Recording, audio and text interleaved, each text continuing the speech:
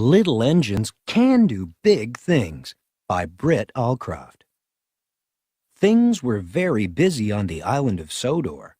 Sir Topham Hatt was away on vacation, and all the engines were doing their best to be really useful. But Thomas the Tank Engine did not feel useful at all. James teased Thomas for bumping into the buffers. Gordon scolded Thomas for being late. They made Thomas feel unimportant. "Important is big," Gordon told Thomas, "and we are big engines. You are small." "Bossy sprockets," grumbled Thomas.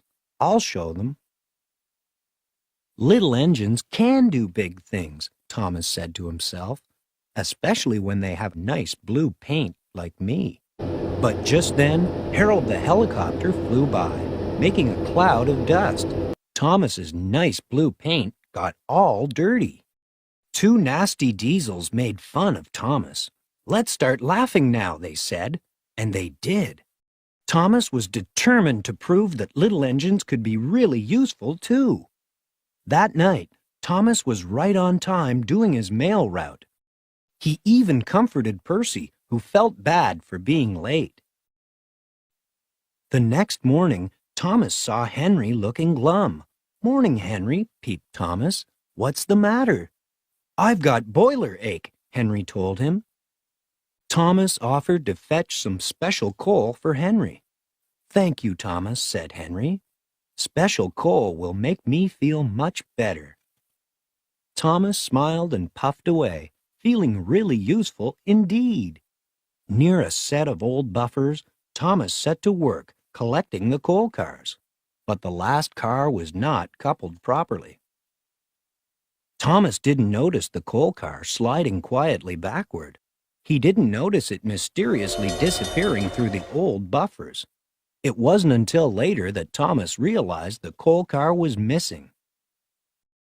"I was up near the buffers when the last coal car disappeared," Thomas told Percy. Percy got very excited.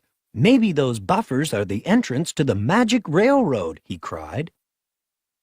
The engines had heard the legend of the magic railroad and of the beautiful golden engine called Lady, who gave the railroad its magic power.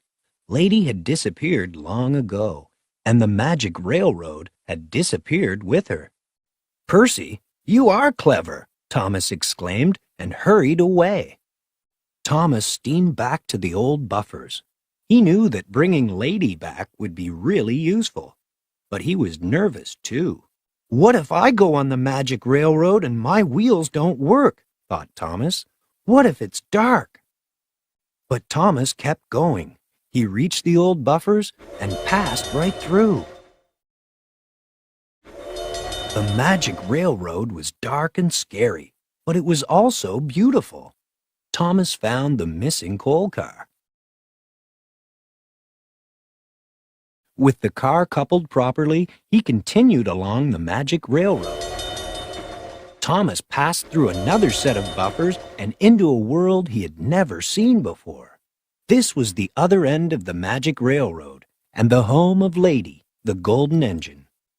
Lady had not run in many years, but with the help of the special coal from the island of Sodor, she was soon steaming again.